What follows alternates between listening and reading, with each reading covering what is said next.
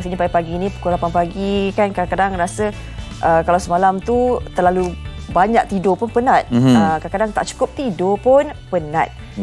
Jadi hari ini adalah juga topik kita akan bincangkan kalau tak cukup tidur nanti apa kesannya kepada diri. Betul. Kan bagaimana kita nak menjalankan pekerjaan kita kalau sekiranya tidak cukup tidur. Ya, dan dalam aspek memandu juga dalam satu perjalanan panjang ataupun pendek akibat daripada kekurangan tidur ini dan juga kadang-kadang faktor terlebih bekerja, kepenatan. Kadang-kadang kan kita ambil masa untuk berehat seketika dalam kenderaan dari satu destinasi ke destinasi ataupun mereka yang bekerja perlu datang ke satu tempat yang awal. Apabila sampai pun terlalu awal kadang-kadang mengambil take 5 kan, mengambil 5 minit untuk sekurang-kurangnya tidur. Itu pun mungkin sebenarnya sedar atau tidak boleh mendatangkan bahaya kepada kita sekiranya kita tidak mempersiapsiagakan diri dengan ilmu pengetahuan yang secukupnya. Bukan sahaja kepada ilmu pengetahuan kita berkaitan dengan keadaan semasa ataupun cara-cara menyelamat, tetapi keadaan kenderaan itu juga perlu kita ambil tahu berkenaan dengan kondisi semasa. Baik, bahaya tidur dalam kereta ini yang kita nak bincangkan.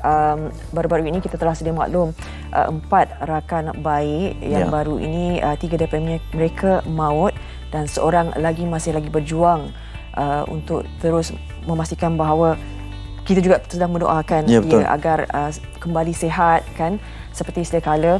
Apatah lagi mereka ini mengalami keracunan gas monoksida. Maknanya gas yang dikeluarkan daripada kereta. Dan kita biasanya itu sudah menjadi kebiasaan apabila kita melalui perjalanan yang panjang, kita nak ambil masa power nap kan untuk elakkan kita ni mengantuk dan keletihan.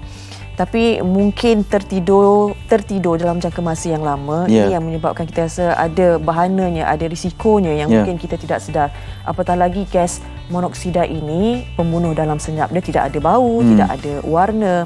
Dalam kita ketiduran itu apatah lagi kan. Jadi ini yang kita akan bincangkan berkenaan dengan bahaya tidur dalam kereta. Dan akan kita bawakan insya-Allah perkembangan berkenaan dengan salah seorang mangsa yang masih lagi sedang berjuang pada ketika ini. Akan kita bawakan daripada sumber saudara terdekatnya juga yang masih lagi sedang menjaga, dan untuk kita bawakan perkongsian bersama kerana kes ini walaupun bukan satu kes yang baru, kerap juga diberikan peringatan tetapi menarik perhatian seluruh rakyat Malaysia berkaitan dengan mungkin masih ada yang belum tersedar atau baru tersedar berkaitan dengan bahayanya tidur dalam kereta dan berkaitan dengan kondisi kenderaan itu sekiranya gas karbon monoksida itu bocor masuk ke bahagian kabin penumpang, dan itu yang perlu diberikan perhatian juga. Bukan saja mungkin pengetahuan yang baru juga untuk kita kan. Sebab kadang-kadang kita sendiri keletihan tu, kita ambil sedikit masa untuk berehat di dalam kereta. Bagi kita itu adalah tempat yang selamat dan selesa, ruang yang selesa untuk kita berehat. Kadang-kadang kita pun buat kerja sekejap dalam kereta, tapi sebenarnya ianya boleh mengundang bahaya sekiranya kita tidak mengambil cakna, mengambil maklum berkaitan dengan kenderaan yang kita pandu itu. Dan mungkin juga kita boleh fikirkan bersama-sama sekiranya anda ada segala pendapat ataupun anda ada mempunyai tips dan juga pernah melalui pengalaman sebegini ini, mungkin boleh juga kongsikan kepada kami di FB MHI. Kita sama-sama hari ini bersama-sama untuk melihat kembali kan mungkin ada cara yang terbaik sebenarnya.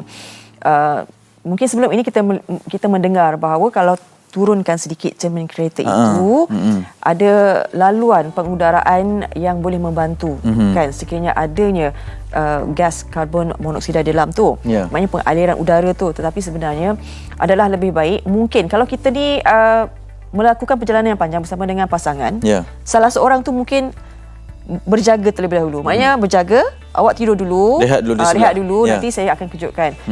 Kan mungkin perlunya ada sebegitu. Sebab kalau kita ada orang yang berjaga sebelah ni, kita dinasihatkan supaya kita ni keluar sekejap kan, ambil udara. Maknanya pengaliran yang lebih banyak, lebih besar. Kalau sikit tu kita tak tahu sebab kita pun fikir juga kalau kita buka lebih, kita tengah tidur nanti orang pula datang mencuri ke dan sebagainya, merompak dan sebagainya. Itu pun risiko yang lain pula akan mengundang kan. Saya kira itu antara alternatif yang baik lah. Bukan semua berehat dalam satu masa yang sama lah. Salah seorang menjaga dan salah seorang mengambil rehat seketika di dalam kereta. Dan itu mungkin akan kita bawakan sebentar saja lagi dalam perkongsian secara menyeluruh berkaitan dengan perkembangan semasa dan juga bahaya tidur dalam kereta, serta tentang cara-cara untuk kita memeriksa secara asas kenderaan kita untuk mengelakkan daripada kebocoran gas di dalam kereta.